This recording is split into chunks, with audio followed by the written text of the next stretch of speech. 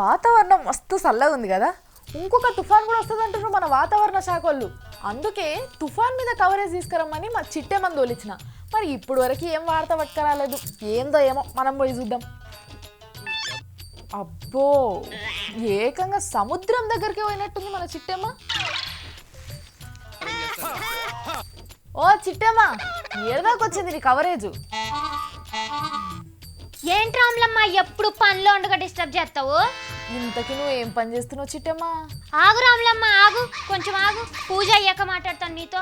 సరే కానీ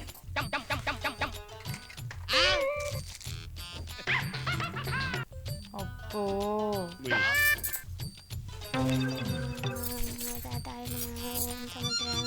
చిట్టమ్మా, నువ్వెంత పసుపు కుంకుమలు వేసినా సముద్రం ఎర్రగా కాదు, పసుపు పచ్చగా కాదు.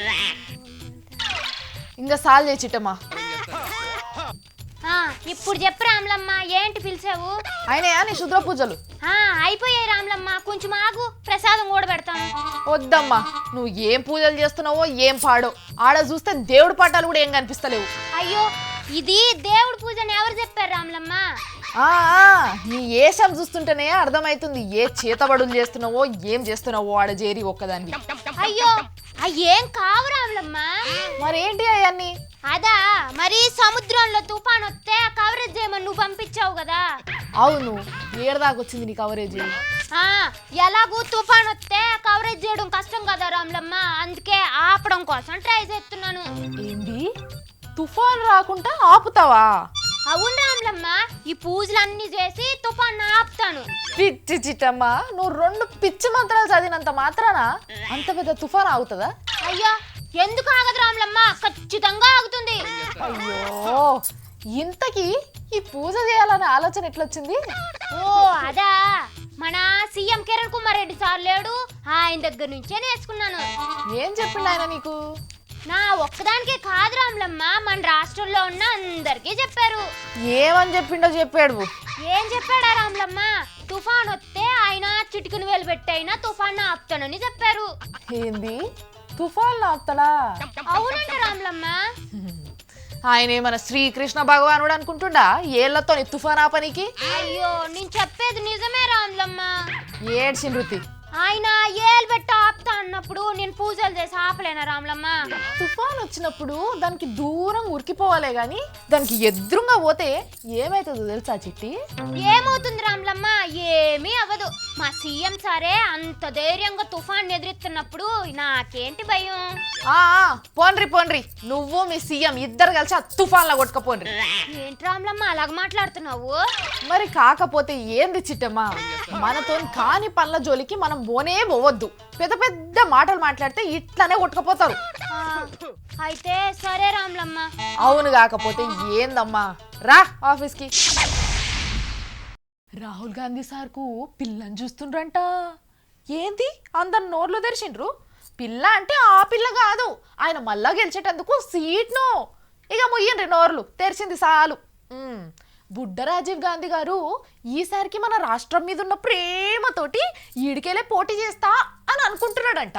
ఏడికెళ్ళి అని మీరందరూ ఎట్లా అనుకుంటుర్రో మేము కూడా అట్లనే అనుకుంటున్నాం. ఇక మాకు తెలిసిన కాడికైతే వార్త పట్టుకొచ్చినాం, చూడుండ్రి. వెనుకట మన మెదక్ జిల్లాకెళ్ళి ఇందిరాగాంధీ పోటీ చేసింది, యాదుకున్నదా మీకు? గప్పుడే కదా ఆమె ప్రధానమంత్రి అయింది. ఇక మళ్ళీ ఇప్పుడు రాహుల్ గాంధీ ఉన్నాడు కదా, అదే ఇందిరమ్మ మన్మడు, మళ్ళా మన తెలంగాణలోకి వెళ్ళి పోటీ చేస్తాడట. ఒకలేమో మళ్ళా మెదక్లో మీ నాయనమ్మ చేసిన కాడికెళ్ళే చేయమంటున్నారు. అట్లా కాదు, మా పాలమూరు జిల్లాలకెళ్ళి ఈసారి బాసింగం కట్టుకోమని కొందరు. బుడ్డ రాజీవ్ గాంధీకి ఆపాలర మీద ఆపాలరిస్తున్నారట. మరి మెదక్ జిల్లాలకెళ్ళి చేద్దామంటే ఆడ విజయశాంతి అమ్మ ఉండే, ఆమె తెలంగాణ ముచ్చట దేలకు ముందుకే కాంగ్రెస్లో పోయి కలిసే. ఇక ఆమె సీటు ఆమెకు కాకుండా జూనియర్ గాంధీకి ఇచ్చే పరిస్థితి లేదంటున్నారు.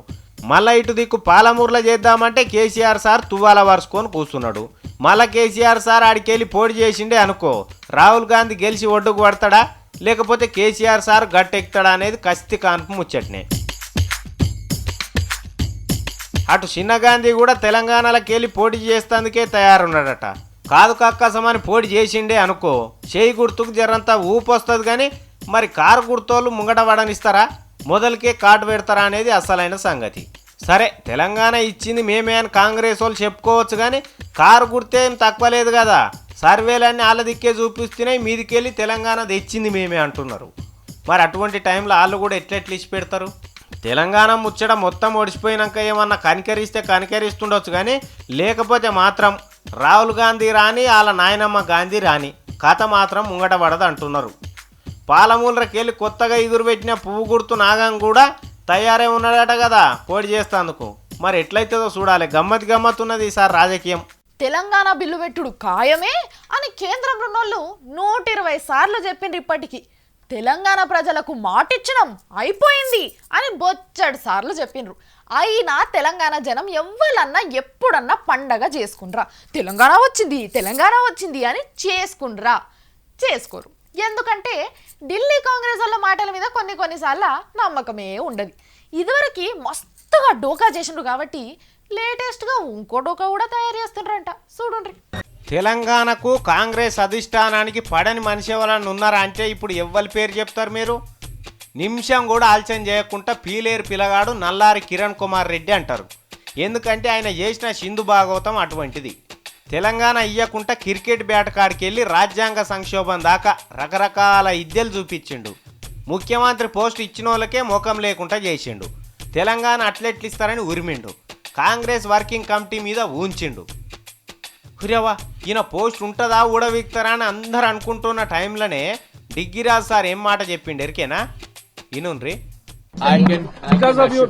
I can assure you the Chief Minister is a loyal congressman and he will not leave Congress party.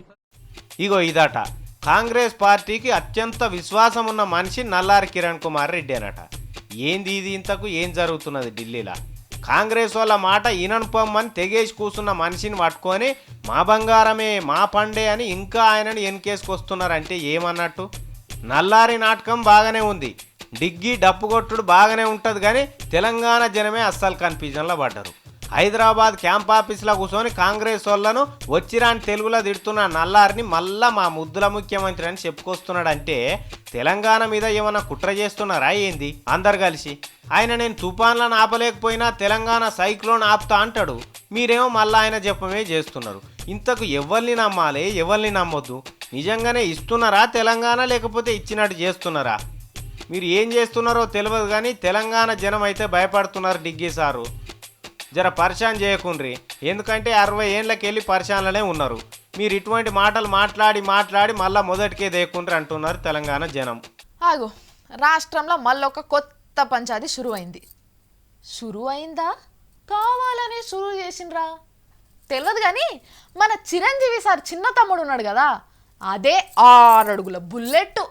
ఆ బుల్లెట్ తూట ఎన్టీఆర్ భవన్ మీదకే గురిపెట్టి కూసుందని చాలా మంది ప్రచారం చేస్తుండ్రు. ఇప్పుడు ఏడ చూసినా ఇదే ముచ్చట. ఇంతకు పవన్ కళ్యాణ్కి ఏమైంది? తెలుగుదేశానికి ఏం ఒరిగింది? అసలు ఇది మొరిగిందెవరు?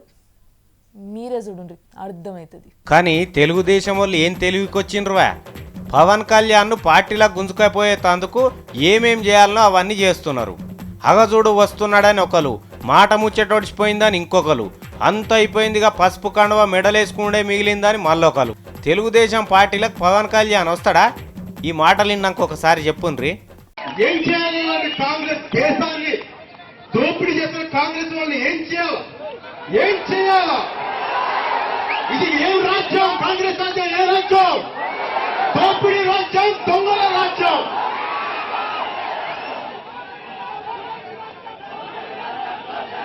చెప్పు, ఇదేమి రాజ్యం? ఇదేమి రాజ్యం?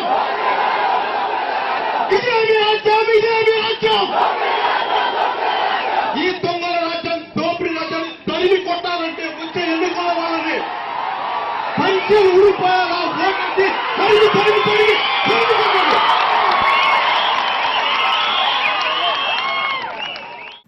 కన్న బూతులు తిట్టే ఒకరిని దోతులిప్పి ఉరకబెడతానే అంటే అన్నబెట్టిన పార్టీ కోసం కాంగ్రెస్ వాళ్ళ పంచెలుడ కొడతాను. ఆఖరికి అన్న చిరంజీవి కాంగ్రెస్లకు పోయిండు, అది వేరే ముచ్చట. కానీ అడ్డమైన బూతులన్నీ తిట్టిన ఇటువంటి మనిషి మళ్ళా మనసు మార్చుకొని తెలుగుదేశం పార్టీలకు వస్తాడు.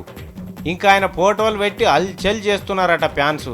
ఈ అల్చేలెక్కడిది? ఇంతకు పవన్ కళ్యాణ్ తెలుగుదేశం పార్టీలకు పోతున్నాడని పుకారు లేపినోడు ఎవడు? చిరంజీవి తమ్ముడు ఒక్కసారి ప్రజారాజ్యం పార్టీలనే చేతులు కాల్చుకొని మూసుకొని కూర్చున్నాడు. ఇప్పుడు మళ్ళా పార్టీలకు పోవాల్సిన అవసరం ఉన్నదా చెప్పుండ్రి? దున్నపో తీనిందనగానే దుడ్డేని కట్టేయమన్నట్టు ఎవడో ఫ్లెక్సీ పెట్టిండట, ఇంకెవడో అగో అని ఆగమాగం చేస్తున్నాడు. ఎంత కాదనుకున్నా అన్న చిరంజీవి మాటను దాటిపోతాడా? నాగబాబు కూడా చెప్పే ఏ పార్టీలకు పోడు మా తమ్ముడని. లేస్తే మనిషిని కాదని గడుకోపారి తొడలు కొట్టుకునే రామారావు వాళ్ళ గ్యాంగులో చేరుతుండొచ్చునా? తెలుగుదేశం వల్ల మనసులో ఏమున్నదో తెలుసుకోవాలంటే ఇవాళ రేపు ఏది చదివితే ఎరకైతుందో మీకు బాగా ఎరికే. మరి వాళ్ళు ఇంతగానం దనలాడుతున్నారు ఎందుకో ఏమో పవన్ కళ్యాణ్ పట్టుకపోయి పార్టీలో చెరిగి చేపియాలని. చిన్న చిరంజీవి పోర్టువల్ చంద్రబాబు సార్ పక్క పొంటి పెట్టి అగో వచ్చేసిండని ఇంటర్నెట్లో పెడుతున్నారట. ఇంతకు పెట్టినోళ్ళు చిరంజీవి తమ్ముని అభిమానులా లేకపోతే తెలుగుదేశం పార్టీ ఆస్థాన కళాకారులా అనేది జరంతా అర్థం చేసుకోవాలి. ఎందుకంటే పవన్ కళ్యాణ్కు ఇంటి సంసారం ఎట్లున్నదో తెలియదు కానీ మనిషి మాత్రం ఏదన్నా చేసేది ఉంటే భయపడకుండా చేసేస్తాడు. సాటుకు చెప్పడు, దొంగసాటు పోయి కలుసుడు ఇటువంటి పని చేయడు. కొన్ని లక్షల మంది ఫ్యాన్స్ను ఇట్లా చేసి ఇబ్బంది పెట్టడు. మరి అటువంటి మనిషి బేరాలు నడిపి తెలుగుదేశం కడవ కప్పుకొని మునిగిపోతాడంటే మేము నమ్మమని ఆయన పక్కపంటి వాళ్ళు కూడా చెప్పేస్తున్నారు. మరి ఎవరు ఎందుకు పవన్ కళ్యాణ్ను గుంజుకొచ్చే పని చేస్తున్నారో జర పబ్లిక్ బాగా దిమాగ్ పెట్టి అర్థం చేసుకోండి. పవన్ కళ్యాణ్ ను పరేషాన్ చేస్తున్న ఫోటోలు, లేని వార్తలతోని గబ్బైన గబ్బర్ సింగ్,